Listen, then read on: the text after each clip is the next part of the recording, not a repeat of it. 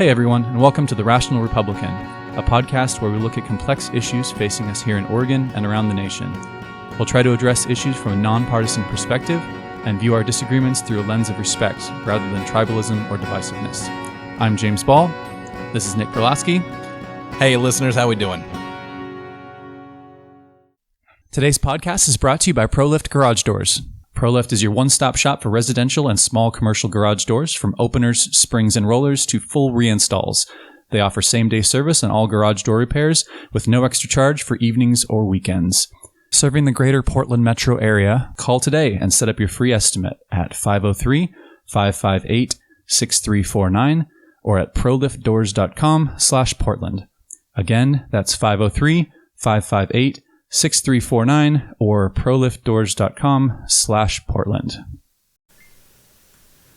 On this episode of the podcast, we are welcoming the guests of the Oregon Bridge podcast. We have Ben Bowman and Alex Titus with us today.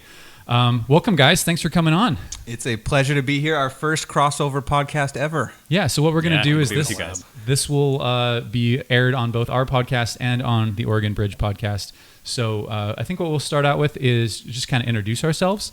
The listeners are probably familiar with myself and Nick. The Oregon Bridge podcast are probably familiar with you guys. So we'll just all four introduce ourselves. So Alex, why don't you start us off? Great. Yeah, and thanks. It took us 60 emails to get this whole thing scheduled, so I'm glad we finally actually got it on the books. But yeah, really fans of gridlock. Yeah. It was Ben's fault why it didn't. Whoa. But yeah, really, really excited to be able to do this with you guys. I'm a native Oregonian, grew up in Westland, went to Westland High School, attended the University of Oregon, which is actually where I met this guy. Go Ducks. And we were roommates. Go Ducks.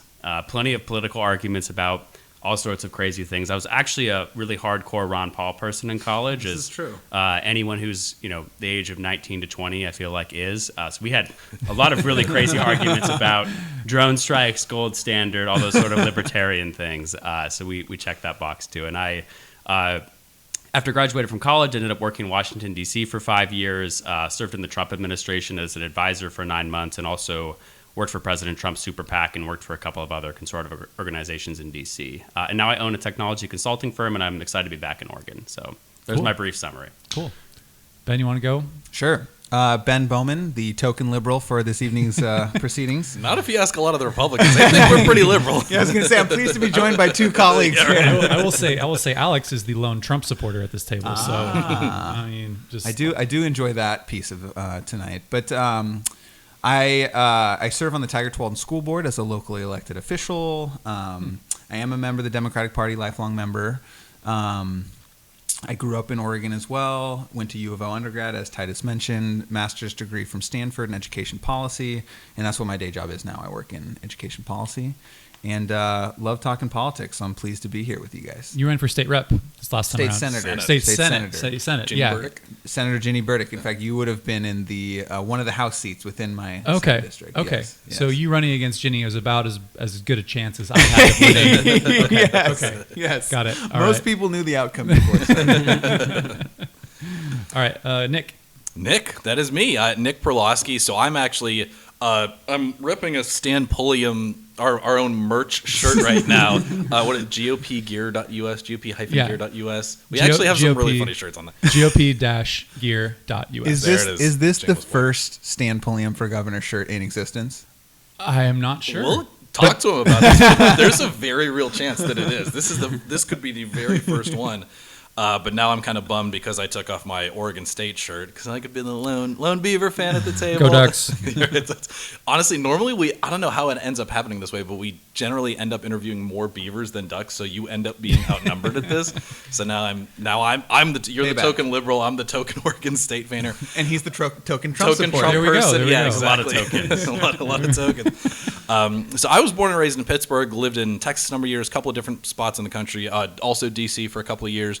Have been in Oregon for the last 6 and got involved actually with Bud Pierce in the 2016 race, and then worked on Newt Bueller's campaign in 2018, which is where I met you, James, and you came up to me and said, we should keep this conversation going. Your candidate lost, my candidate lost. And I said, well, I have a face for radio. Let's get a podcast started. And that's how we got to where we are today. Yeah. Okay. So James Ball, I also native Oregonian, grew up in Bend. I went to Corban University for my undergrad, Oregon for my MBA. 5 years in active duty in the Army, 3 years at the Oregon National Guard. Have been involved in politics really just for the past 4 or 5 years. Basically, since Trump got elected, he inspired you to be involved in public service. In the negative sense that I was so frustrated that Trump was the direction our party was going that it caused me to get involved in politics. So mostly involved in the Multnomah County Republican Party. Ran for state representative in 2020, and I was saying on the way up here, I was out-registered 6-1, but I only lost 5-1. So that's a win. I got, Little victory. I got some NAV votes.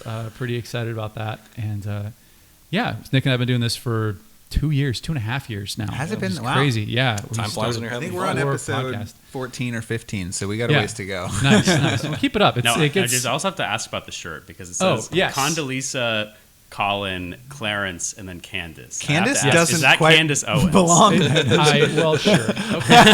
One of these things is not like the other. I'm like Colin Powell, or not Colin Powell. Excuse me. I'm like Colin Powell and Candace Owens. That's an interesting combo. So anyway, I figured it was the point was to highlight Black Republicans. I've seen this shirt in a number of different. Except I'm pretty sure Colin Powell's a Democrat now. He definitely didn't vote for Trump. He hasn't voted for Republicans. I looked this up. He changed his registration in 2021. He was a Republican up until this year, and so I don't know if it was the January 6th or whatever, but he was a Republican up until this year. However, I don't think that you need to be a Republican to be on this shirt. I think that we can celebrate Black excellence regardless of party. As long as your name starts with C. There you go. Only C.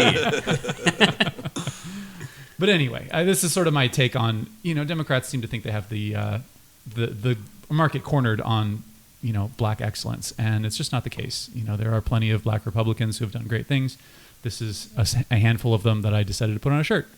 So if you want your own shirt, viewers and listeners, GOP-gear.us. So I think that's enough introduction. One of the things so we have a couple things that we were going to talk about on here. Let's talk. Why don't you guys just give a little mini bio of your podcast? We talked about ourselves. How about the podcast and what your kind of thesis is compared to ours? So it's fairly similar, but a little bit different. So our thesis, and Titus, please jump in, is essentially that, Tip O'Neill famously said all politics is local. And we think that is less true today than it ever has been since he said it. And that national trends, national people are having a greater influence on local politics and state politics than ever before. And that's part of what's driving the polarization that we're seeing, the partisanship that we're seeing. And there's some folks, and this is where we might differ, there's some folks who think we need to combat this trend, and that the future, Kevin Frazier, who you recently had on the podcast, we had him on as well. That was part of the conversation, is some folks are trying to resist this trend. And I think Alex and I are coming at this in a slightly different way, saying the trend is one, so let's figure out what that means for our political parties, what that means for our discourse, and try to build a constructive political culture in this state without trying to pretend that we're going to go back to the political dynamics of the 80s and 90s where moderates of both parties were sort of meeting in the middle. That doesn't seem to be like a governable future for our state or country. So I think that's kind of the thesis. Did I miss anything, Titus? Yeah, and part of it too, I think, is not just the politics, but also the media aspect. And because you have a picture of Mayor Stan on your shirt, he's a perfect example of this. I mean, there was not a full profile, but a pretty significant piece on Mayor Stan in the New York Times because he had refused to abide by Governor Brown's lockdown, which, of course, if you're thinking about this from a broader lens, why is the New York Times reporting on the mayor of Sandy, of a town with 10,000 people in it, in basically the middle of nowhere, Oregon? So part of it, I think, is the media lens of it. I mean, you see this, too, not just on more liberal publications, but also on conservative ones, too, right? I mean, Fox News, Daily Caller, all these sorts of publications, anytime anything is happening in downtown Portland, like, they're hitting on it, or they're even sending out people to see what's happening here. And, like, people are becoming outraged, basically, from across the country of things that are happening that may be related to really local issues. So, yeah, Ben and I think that this trend isn't something that can be reversible, at least in sort of the political environment that we're in now and the media environment too. So yeah, that's kind of the basis for us, and we just see this as continuing to happen, and there's probably no way to stop it. So I think that's a really interesting thesis, and it's obviously led to wonderful content, and especially farther right are, and I guess moderate left, far left. I don't know what. I mean, I primaried the majority leader, so I think I'm a little left. A little further left. But it leads to great content. I feel like for me, I would refer to that as the glass half empty thesis. I'd love to know your thoughts on whether or not you think it's inevitable, whether or not you think there's anything that can be done about it. Is that a good thing that you have the nationalization of all local politics? Yeah, and in some way it's actually, and this is sort of the second part of our thesis, but that issues that happen on a local level that frankly no one would have cared about before social media, national news, now blow up and everybody gets to see about them, right? And I mean, this doesn't even need to just be political. I mean, I had friends from all over the country texting me yesterday saying, oh my gosh, it was so hot in Portland over the last 3 days. Like, what's going on over there? This is crazy. And of course, those texts weren't political, but there was a lot of articles about climate change. How is this being impacted? Look at what's happening in the Pacific Northwest, things like that.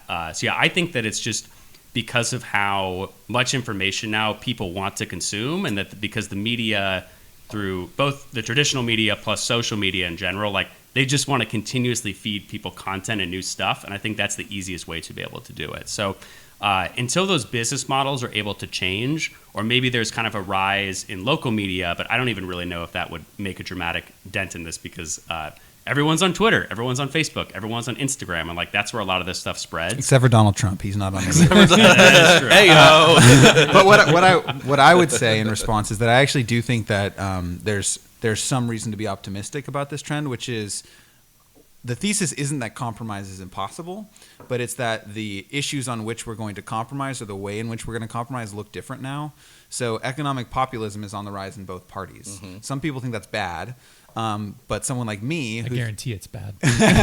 Some people like me who think corporations and wealthy people should pay a little bit more and the government should spend more money on building things actually stand to see public policy benefits based on the new dynamic. So that's one of the interesting crossover pieces is like, Alex and I obviously disagree on a lot, but there's some broader sort of economic populist pieces of the equation where I think there is room for collaboration, although y'all might be on the outside looking in on those. Well, I think my point is not so much that it's not happening. I think it's very clear that this is happening, at least in my perspective.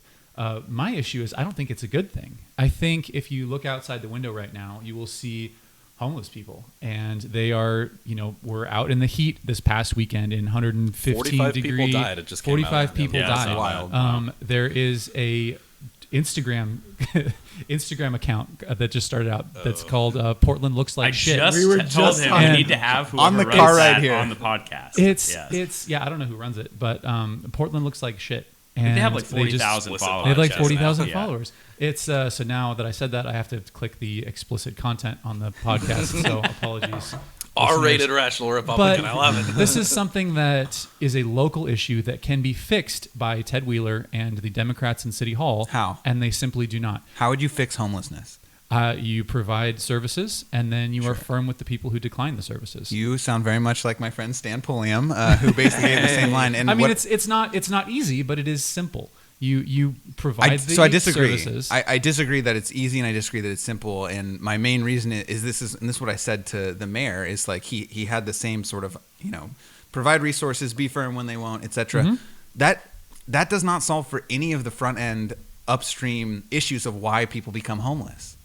Like that's solved for the people who are homeless then, but you're basically creating a system where we just have to spend millions of dollars once people become in this terrible situation to provide services and resources, etc. I would say part of the services is mental health counseling and addiction services, because if you walk around town, that is the primary 100% problem. It's I mean, we can talk about affordable housing, but I don't believe that affordable housing is what's causing homelessness. Like that is a problem, but I think it's a separate problem from homelessness. Homelessness is primarily drug addiction and mental health. And so if you provide housing, transitional housing with those services, I think you'll go a long way to helping the people, and you can clean up the streets, because a lot of people with mental health issues or with addiction will decline services because either they are not mentally capable of helping themselves, or they're comfortable enough living in a tent and shooting up heroin that they know that if they go to the shelter they're going to have to be clean and sober. And so there are ways to do it. And like I said, it's not going to be easy. You have to find all these people. You have to get everybody into these is transitional You have housing. to spend a ton of money. You do have to spend a ton of money, but we're already spending a ton of money. I mean, the amount, just the healthcare and the police and the 45 people who died this weekend from heat exposure is unacceptable. And I think if you actually do the math, which I haven't, but other people have, it's actually cheaper to take care of these people than just allow them to use our emergency services. And I think, honestly, all due respect, but I think you're begging the question that you can get to a number of 0 of homeless population. I think there's always going to be some amount of individuals with mental health issues, individuals with substance abuse issues, individuals with PTSD type symptoms. And I think while it's very important to have the mental health care, the services to address those and to get individuals from that state into a place where they can be hopefully working and hopefully contributing, hopefully be able to be self-sustaining, you're never going to solve the input. You're never going to get that throughput down to 0 to the start of that pipeline. So I'm with you. I'd obviously love to see fewer people. I'd love to see the government that is effective enough and intelligent enough to be able to solve that problem as best it can. But for now, the problem for me is the middle, where we have a very clearly defined problem, and I'd rather look at the problem that's in front of me and look at the larger problem once we get a handle on this. I'd rather solve the problem, but I see what you're saying, and I don't. But we have to take steps in the right direction. You can't agreed. just say the perfect solution, and anything short of the perfect solution is not. No, and I totally agree, and I actually think that's what I haven't been tracking it super closely. Maybe you all have, or maybe you have, Titus. But there's the housing bond.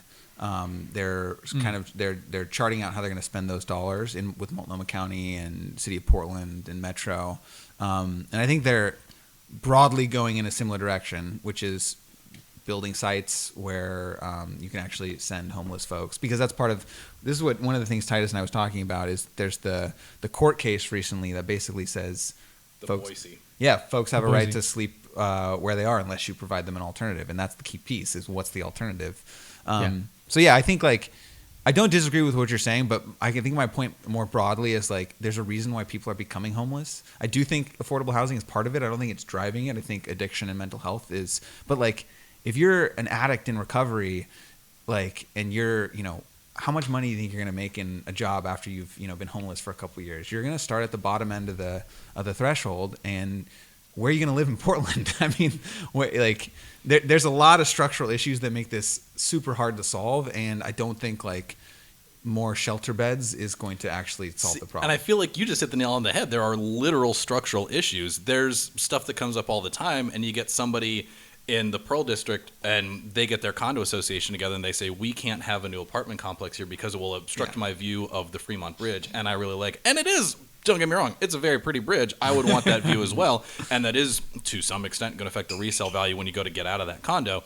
But at the same time... But we should agree that problem is way more important to solve than... Let's talk about the urban growth boundary. Let's talk about the urban growth boundary. That's the other thing that is keeping rates too high. I mean, and this is kind of me coming from a conservative standpoint, is you get rid of these governmental provided barriers and you can have affordable housing just through marketplace, through supply and demand. But when you artificially constrain a city with an urban growth boundary and you artificially constrain it with red tape and views of the Fremont Bridge and et cetera, you're going to end up with not enough supply and too much demand. I will say, as someone who drove down to Sacramento for a wedding this summer, I'm very grateful for the urban growth boundary. Hot take. Hot take. First time somebody said that on these mics. So that's actually a good point. I was listening to a podcast with Dan Crenshaw, and one of the things that Which one? The Joe Rogan. Okay. Joe Rogan. Yeah. Nice. So one of the things he said really struck me. He says, legislation is not about legislation does not solve problems.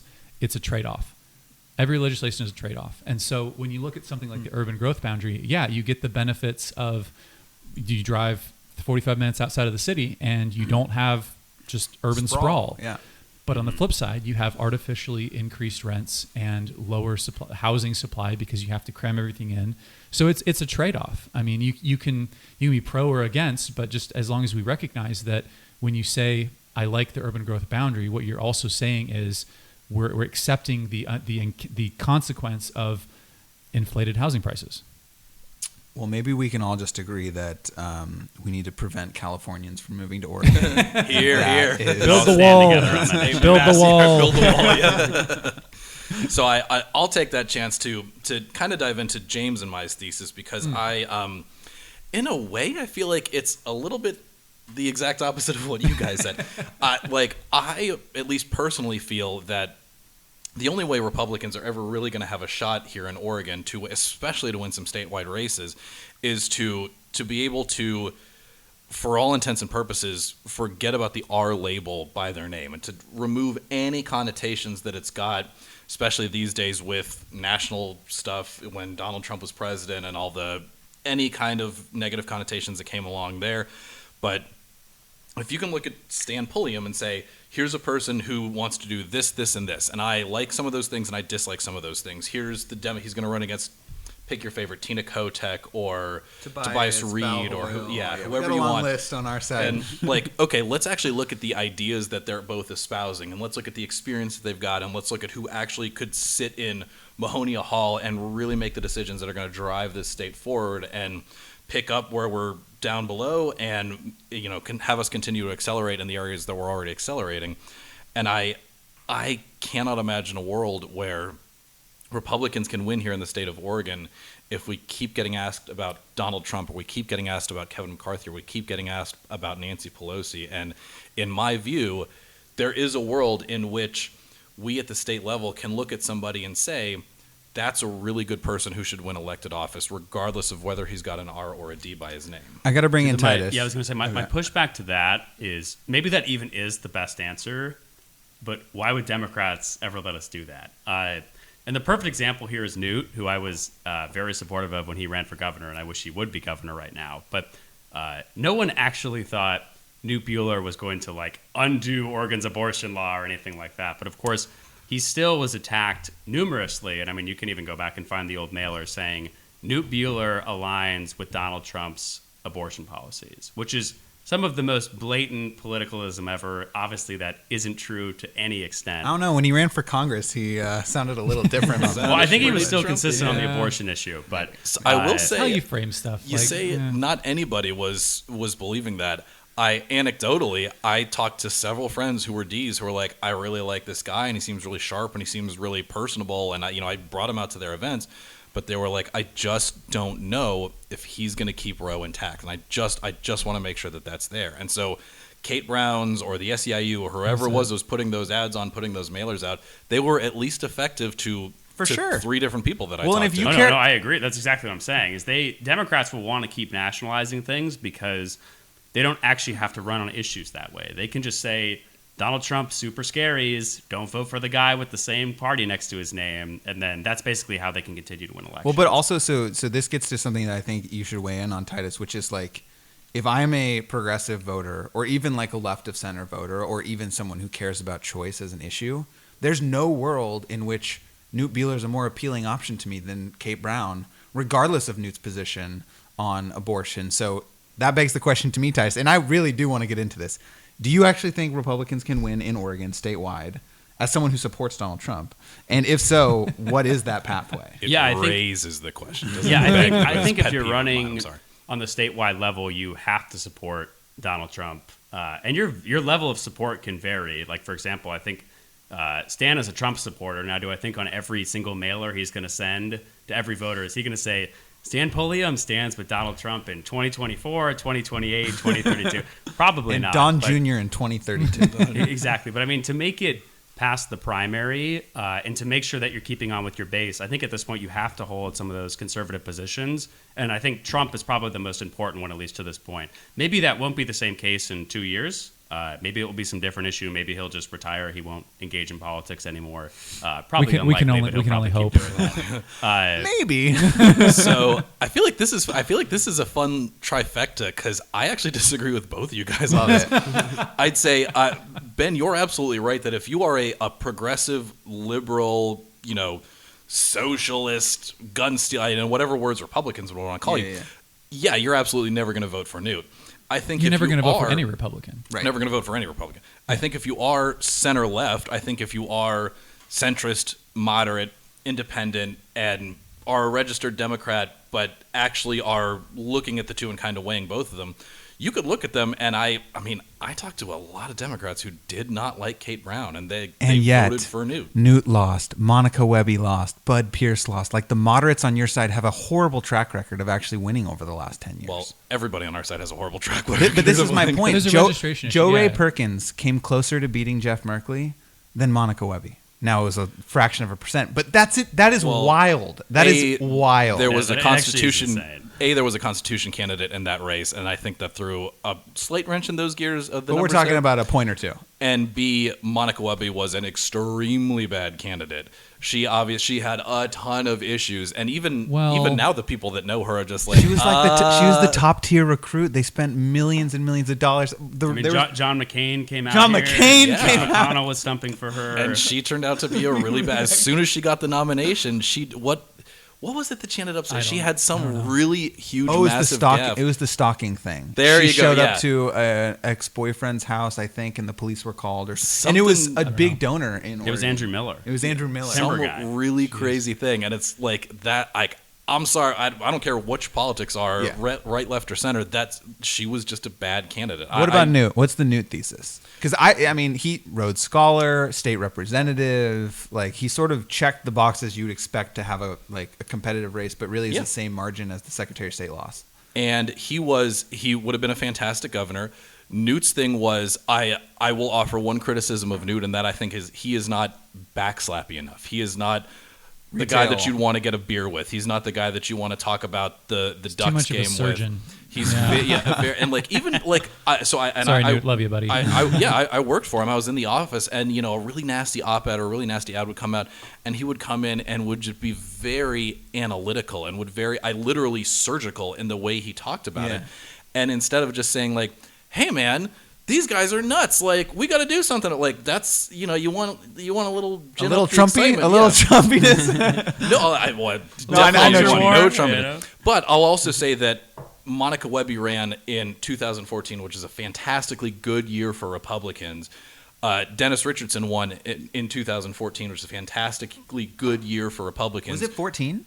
No, he won in 16. I'm sorry. Yeah, he ran in 2014 and lost. He won in 2016. Oh, governor. He ran for governor in 14. Governor, yeah. And then 16. Yeah. And Newt also ran in 2018, which is a fantastically good year for Democrats in blue states. This was their first chance to run against Donald Trump, and you saw Democrats turn out in droves. You saw the turnout was unlike anything anybody's ever seen. That seems to support our thesis, Alex, doesn't it? Like, the partisan. We're not disagreeing with your thesis. Yeah. I disagree that it's a good thing.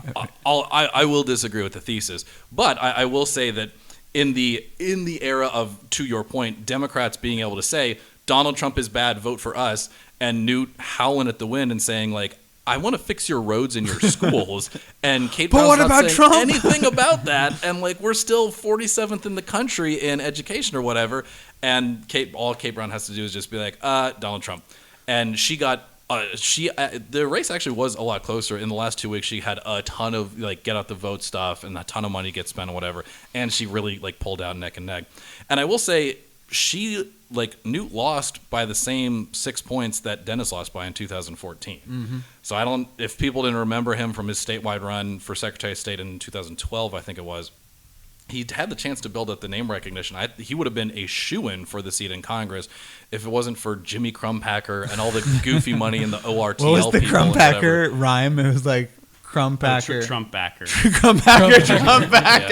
Yeah. That was a great ad. That. I do think the Dennis Richardson case is really interesting because he was the perfect person to be a sort of Democratic boogeyman, right? He'd said some really out there things on LGBT issues. He was very far to the right. He absolutely was. But when he ran for Secretary of State, his case was basically like, forget about that. I'm running for Secretary of State to be a good Secretary of State. I'm going to focus on audits and elections and business services and corruption, and etc. That's what I'm running on. And there were certainly some issues on the left that we could get into. But I mean, I actually think that that would be a good counterpoint to our thesis, which is like Dennis Richardson won. We had Suzanne Weber on the podcast as well. So state representative from Tillamook area, and that was one of the things that she really pushed in her podcast. If you guys haven't listened to it, listeners, viewer, listen Check to it that out. one. It's Suzanne a Weber, pretty yeah. good one. And even her campaign manager said he didn't know that she was a Republican until they started working together and to get her into the legislature.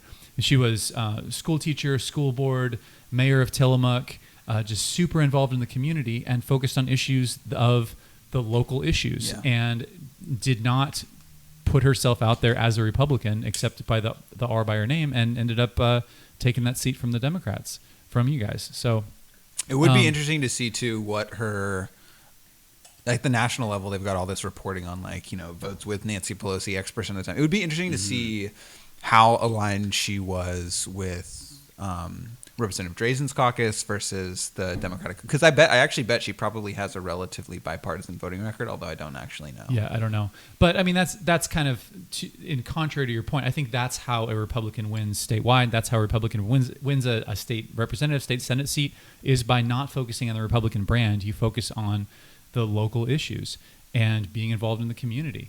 And I mean, maybe you're swimming upstream with everything being nationalized, which I agree, that's what's happening.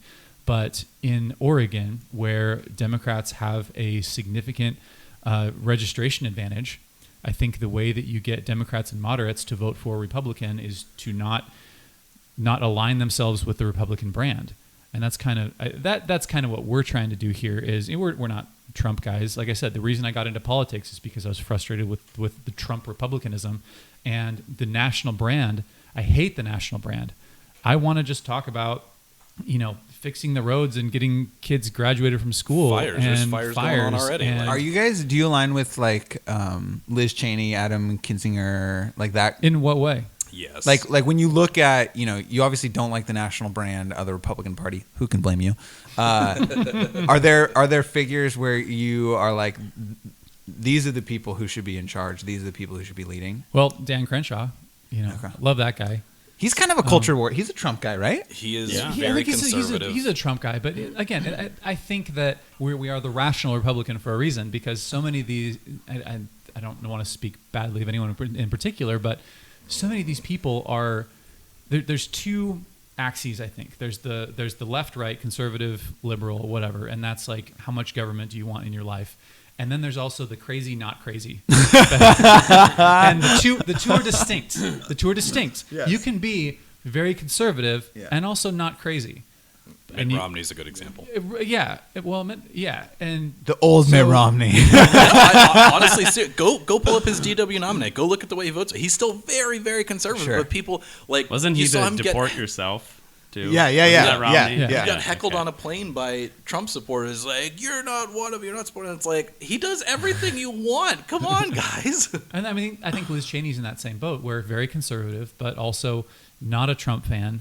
I think, again, we focus more on local, statewide politics. So I'm not as read up on Liz Cheney's voting record. I couldn't tell you off the top of my head. But she's much more conservative than Elise Stefanik, who just fascinating. got elected as right. So that's what I'm saying. House There's two spectrums here. There's conservative, liberal, and then there's also crazy, not crazy. And I think We- there's the- maybe the- you get into the depth of like Trump support versus not Trump support. Like these are all separate from each other. See, though, I think what Trump did is he sort of upended those definitions in general, because one of the things that if you're a Trump supporter, you're conservative. If you're not Trump supporter, you're liberal. But the definitions of those have changed dramatically since 2016, and I'll give you the example of that. Is I remember during the Republican debate, the host went around and said, all right, who's going to cut Social Security and Medicare? And everybody raised their hand except for Donald Trump. He was the only candidate who would say, fascinating. there's going to be no cuts to Social Security, there's going to be no cuts to Medicare under my watch. And turns out Conservative Inc. in D.C. went bananas. Like, this guy defends entitlements, he supports blah, blah, blah, blah, blah. But like,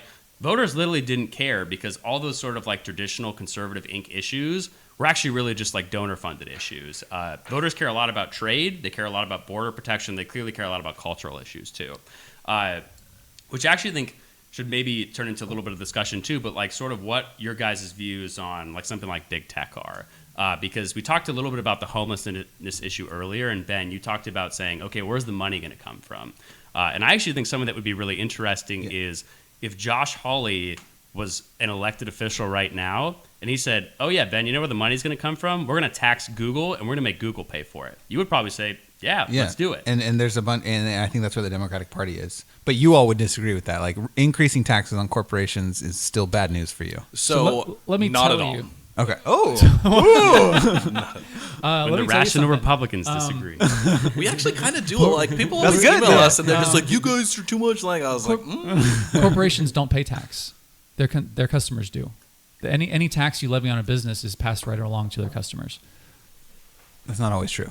It's mostly true. I mean, they can, but then consumers can have a choice. If it's across the board, if you raise the corporate income tax on every corporation in an industry, how would Facebook pass on the tax to consumers? sell more of your okay. information and come into your fair house. Point. Like your kids' Fair information, point. we're getting that now. This is your routing number, right? Fair point. So okay. I will say I was a I'm sorry, I just kind of left you hanging. Go like ahead. if you Go want ahead. No. I was a good fan point. of the Trump tax cuts in 2017 when we lowered the corporate tax rates from 25 or 30% to the 19% I think they got down to 35 to 21. 35 to 21. Yeah. And that makes us far more in line with where the rest of the world is. And I think that's a good thing. You stop seeing all these Burger King gets bought by a VC firm in Ireland, and now Burger King is an Irish company, so they don't have to pay. Like you stop seeing. Is that true? Yeah, it is. That Yeah. actually happened. Yeah, that's a real thing that happened. And like that happens several times with like well-known American companies. That it's just like, oh, reverse mergers. Yeah, now Papa John's is an English company. Like we'll have our jalapeno popper with Guinness tonight, I suppose. And like you stop seeing goofy stuff like that because at the end of the day, like you have to look at who you are and look at what your competition is. If Ford and Chevy and Toyota all charge $25,000 for a truck, and Nissan comes out and charges $70,000 for a truck, Nissan is no longer competitive. And we, as America, with 35% tax rates, we're no longer competitive. The flip side of that is I will give every marginal dollar that I have to the government in the form of taxes if I believe they are more effective with it than I will be. If they can increase my utility via better roads, via better public education, via fewer homeless people on the streets, via a better support system so you don't have homeless people on the streets in the first place like we were talking about earlier, if that matters more to me than an extra dollar spent on my wife and I's Europe vacation coming up in a couple of weeks. That's an important vacation. It is. Like it's been 3 years and I haven't taken the woman on a honeymoon yet. So it's like, her patience is starting to I'm wear in the a little same thin. boat. It's only been 6 months, but I'm in big trouble. Yeah, right. So it's just like Madeline's like, yeah, you want to catch that flight now? So, but all that said, I would have one fewer tapas plate in the south of Spain when we go to Europe this summer if Ted Wheeler can actually keep fewer homeless people on the streets. The problem is, it's not what the level of taxes are. The problem is conservatives, I think, very oftentimes, very rightly, point out the fact that the government doesn't do that. They don't take that extra dollar that I give them in the form of higher taxes and spend it better than I would, or I should say spend it in a more effective manner than I would. They take it and it goes to some goofy, crazy thing. And I say, look, I want to see fewer homeless people. Yeah, I want to see fewer potholes in the roads. But also, I want to save for my retirement. I want to go play poker with Jimbo and take all his money again. I want to have resources to do all of these things. And yeah, right, you see how I just worked that in there, just kind of kept rolling, not giving him a chance to respond. In there. But I would be more than happy to give any extra dollar that I have to the government if I think they can spend it better than me. The problem is they don't. And this is one of the things I like to argue about on this podcast is that I don't care what the size of government is. I care about what the effectiveness of government is. Interesting. I think we're just going to get to a philosophical place. Like I think it's an. Well, that's fine. Yeah. Sure. Yeah, having philosophical differences to me, is fine. it's like the ancient myth of like there's so much waste, fraud, and abuse in government, and if we could just get rid of the waste, fraud, and abuse. Oh my gosh, our programs would be so. It's like. So I'm on the board of a school district. Yeah. Like almost all of our money goes to people. We're paying for teachers and administrators and I don't know if you followed the Student Success Act at all. A little bit, but yeah. like they raised taxes on corporations. This was a very controversial thing. Backdoor M97 thing. Yeah, kind of. It's a CAT tax, corporate activity tax. So yeah, certainly some industries had a case to make about why it was harder for them than other industries, etc. But like there's no waste, fraud, and abuse in that. Like, you can pick out very specific instances, but by and large, schools are using that money to pay for nurses and mental health professionals and getting rid of what, like we did, pay-to-play fees so more kids can play sports and access extracurricular activities. Like, I just don't see this, like, I agree, like, we are aligned in terms of, maybe we can just agree that the city of Portland is a mess. on that, we very much agree. And we can work together on that. So 2 points I'd love your opinion on specifically about that.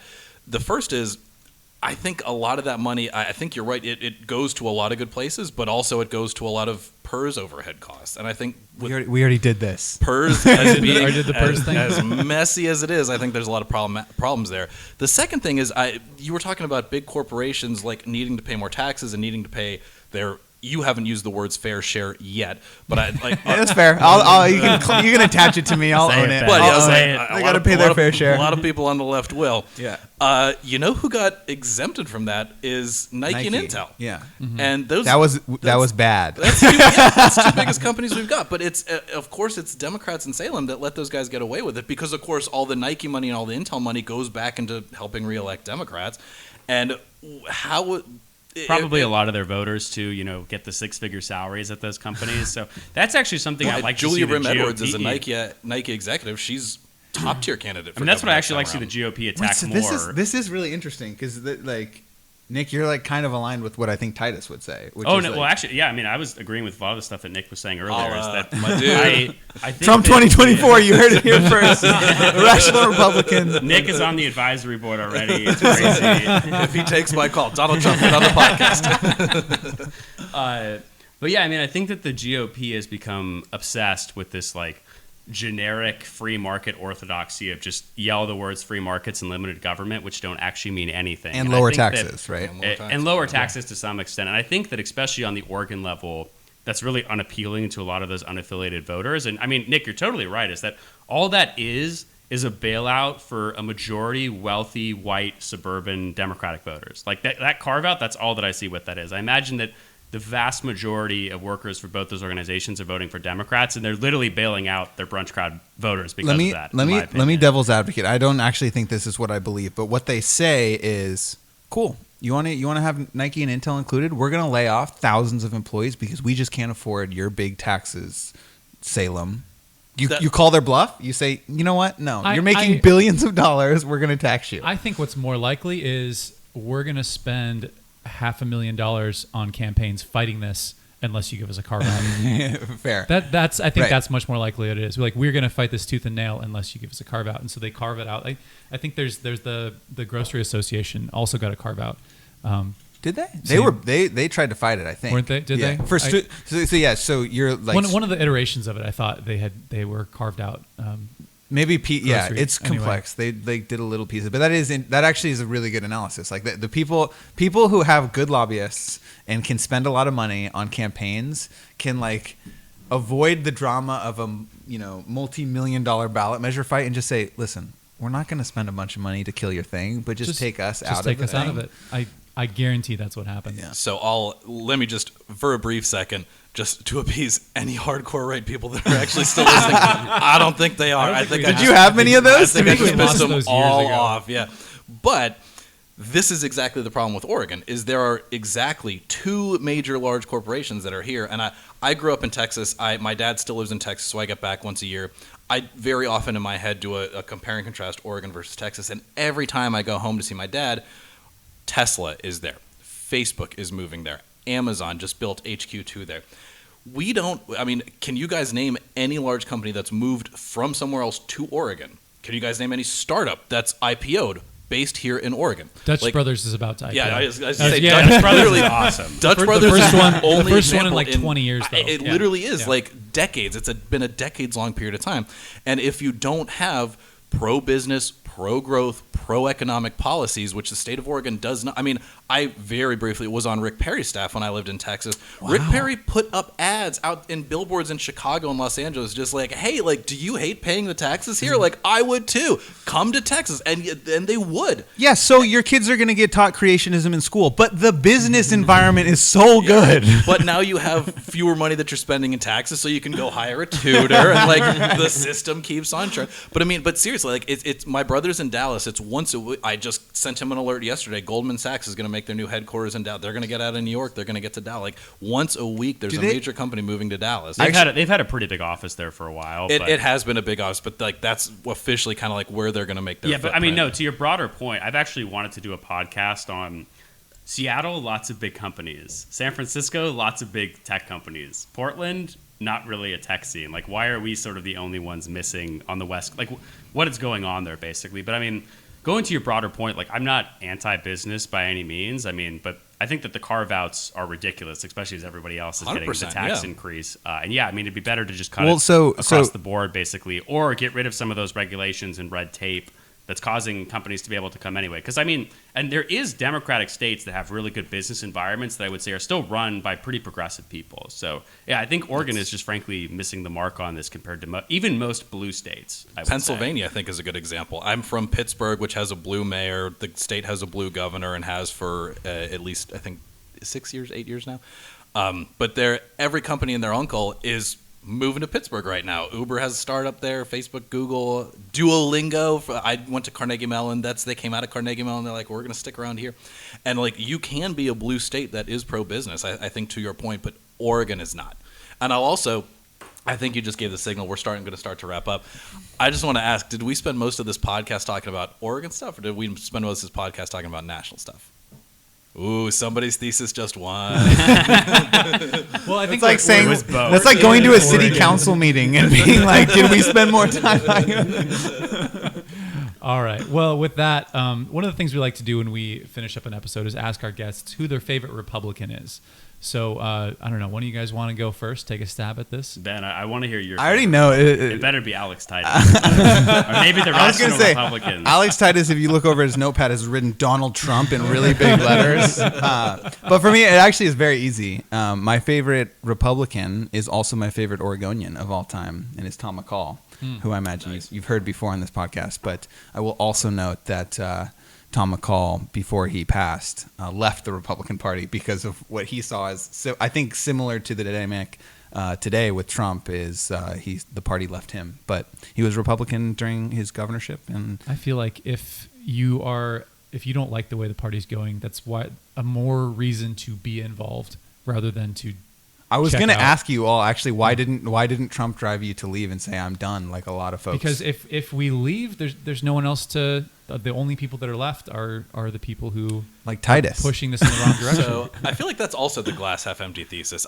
Do you guys watch West Wing? Love West Wing. My man. It got bad in later seasons, but the first season was fantastic. President Santos. Season 2, I was like, what the hell is going on? Jimmy Smits as president was like, oh my god. Have you seen In the Heights yet? Absolutely, Jimmy Smits my God. with the voice. Jimmy Smits, sing to me, Jimmy Smits. But there was a line. Bingo Bob, actually, as vice president in the West Wing, says, if you're a baseball coach and you see two players and you see them get to first base, run from home plate to first base in the same amount of time, and one looks beautiful and has perfect form, and one is flailing around or whatever, who do you want to coach? He said, of course you want to coach the guy who's flailing, right? Because that's the one that's one you can improve. That's one you can make exceed. That's one you can get there in an even quicker time. So you're saying there's lots of flailing in the Republican Party today? I would say if flailing is the only adjective used, we got off scot-free on this episode. There are so many more worse adjectives.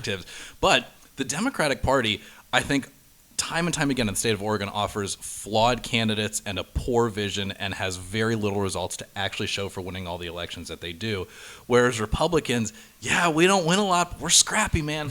We field good candidates Joe Ray for governor every Perkins time. She didn't win anything. I would say more like Christine Drazen. Yeah. This time she will win. Leader Drazen. I see it like Stan can make a run for it. Bud Pierce can make a run for it. Whoever gets the nomination. I think there's a lot of good opportunity. And once that actually takes place, if we actually get a good Republican Party, or at least several good Republican candidates here in Oregon, we can have some absolutely amazing public policy in what is an already absolutely amazing state. And wouldn't that be an amazing win? Titus, your response? Yeah, I also realized I thought that you said Westworld. When you first mentioned that, I was like, also a good show. I was like, vice president. When Wait, I don't remember that plot line. Vice president is a robot. I was like, the robots and the cowboys. That makes a lot more sense now. So I always hate naming living politicians because I think that's cheating. And generally, you don't know someone's full legacy, of course, until they pass away. But my favorite Republican is President Teddy Roosevelt. And I would say anyone who has not read about Roosevelt needs to read some. There's so many good biographies about him out there. Go read something. One, the man is absolutely insane. Like he is, he's just crazy, and not even crazy in a way of like, this guy's a loony, I don't want him anywhere near me. But just the stuff he did in his life. He was nonstop. He was not like, in terms of high energy, there literally is no one that is more high energy than President Roosevelt was. And he was such a dramatic leader, both for the Republican Party, but I also think he has such a strong influence on the GOP today, especially with a lot of the folks in D.C. who I think are leaning and sort of finding out what that post-Trumpism looks like. So he's my favorite Republican president. So yeah, I'll leave it at that. We know a number of folks who very highly value the man in the arena speech, as everybody who's involved in politics I have should. a wooden plaque on my wall with that speech. And that's Teddy Roosevelt. If that's his greatest legacy, and obviously there are legion legacies that Teddy Roosevelt has left us, but man in the arena, listeners, viewers, if you haven't read it yet, go find a copy. Yep. Well, gentlemen, that's about the end of it. Thank you so much for coming over and doing this with us. And I guess to your viewers as well, have a good one. Absolutely. Thanks for having us. Yeah, thanks, guys. Thanks for listening to the Rational Republican podcast. Your hosts are James Ball and Nick Perlosky. The show today is brought to you by ProLift Garage Doors of Portland, serving the greater Portland metro area for all your garage door installation and repair needs. If you'd like to get in touch with the show, you can email us at james@jamesaball.com or follow us on Facebook, Twitter, or Instagram. You can find our episodes at jamesaball.com, Apple Podcasts, Google Play, or wherever you find your podcasts.